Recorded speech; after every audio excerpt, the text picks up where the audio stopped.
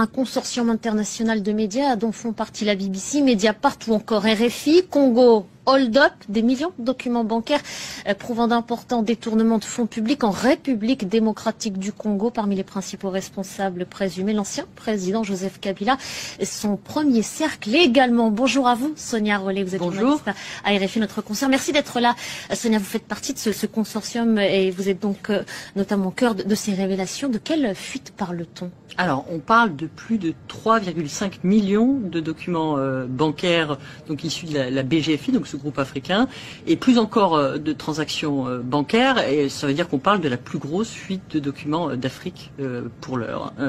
Et ça a été analysé pendant 9 mois par un collectif, vous le disiez, de journalistes, mais aussi de chercheurs, parce qu'évidemment c'est colossal. Combien de personnes à peu près on parle? On parle de 19 médias internationaux, donc c'est beaucoup, 5 organisations spécialisées dans les enquêtes économiques ou sur la RDC, la République démocratique du Congo. Et on a travaillé bien pendant 9 mois sur cette fuite de documents pour essayer d'identifier justement les responsables présumés de ces détournements. Alors ce qu'on a découvert notamment, c'est que la famille de Joseph Kabila et l'ancien chef d'État et certains associés ont perçu à travers donc une nébuleuse de société au moins 138 millions de dollars d'argent public.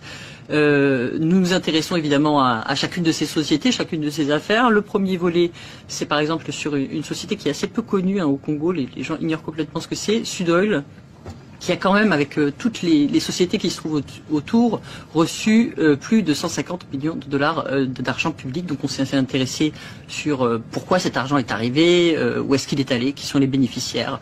On a découvert d'énormes retraits en liquide, on a découvert l'évaporation en fait des recettes de l'État. On a suivi en fait toutes ces transactions. Vous avez donc vous avez mis en lumière la défaillance d'un système bancaire et de la complicité, en tout cas présumée, d'une banque en particulier. Pour remettre les choses dans leur contexte, on parle de détournement de richesse. Vous le citiez à l'instant, plusieurs millions d'euros, alors qu'on parle d'un des pays les plus pauvres au monde. 70% de la population vit avec moins de 2 dollars par jour. Je donne ces éléments pour remettre un peu en perspective et en contexte. Comment est-ce que vous avez procédé? Quel a été le mode opératoire? Alors on a commencé par l'analyse de ces données, donc l'analyse des comptes. C'était vraiment important pour nous et c'est pour ça que le chiffre de 138 millions, c'est vraiment ce qu'on a pu prouver, sur lequel on peut tracer, donc tracer depuis les comptes par exemple de la Banque centrale ou d'institutions comme la Commission électorale ou l'Assemblée nationale, jusqu'aux comptes des sociétés donc qui sont tenues par ce premier cercle, et puis jusqu'au qu'est-ce qu'on en fait, quoi. C'est-à-dire concrètement, ici achat de maison, ici on a financé par exemple un bateau. Enfin, on a essayé de savoir exactement ce qui était fait de cet argent et comment il s'était retrouvé là. Évidemment, on a envoyé des centaines de confrontation, de lettres de confrontation, de demandes d'information à travers toute la République démocratique du Congo, mais également à l'extérieur du pays, puisque cette enquête nous emmène sur les 5 continents. Ce qu'il faut savoir, c'est que l'ancien président Joseph Kabila, sa famille ou ses principaux associés n'ont pas donné suite à ces questions, qui cherchaient à comprendre ces flux financiers, pourquoi est-ce qu'ils avaient été opérés de cette manière. Alors on a eu quand même beaucoup de réponses de beaucoup d'institutions, etc., mais pas les principaux responsables donc présumés de ces détournements. Qui réagiront peut-être une fois que ces révélations, justement, vous les aurez livrées publiquement. Il va y avoir justement d'autres révélations qui vont suivre en plusieurs étapes, je crois, Sonia? Oui, ça va durer 15 jours. C'est énorme, c'est vraiment... On va détailler chacune des sociétés, notamment. Ça va nous emmener sur tous les continents, parce que vraiment, on assiste... Il y a beaucoup d'hommes d'affaires aussi étrangers qui ont travaillé avec l'ancien chef de l'État Joseph Kabila, donc on s'est intéressé au cas de ses principaux hommes d'affaires.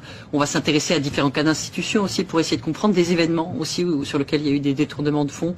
Donc c'est vraiment un programme assez riche pendant 15 jours. Je pense qu'on va avoir une bonne idée en tout cas des différentes méthodes et techniques qui sont employées pour faire des détournements de fonds. Je pense que c'est vraiment historique en fait cette manière de documenter les choses où pour la première fois on va vraiment suivre pas à pas comment on s'est accaparé certains revenus de l'État et quelles techniques on a employées justement à travers ce système bancaire pour y arriver, parfois même à l'insu de certains acteurs. Merci beaucoup Sonia, merci pour tous ces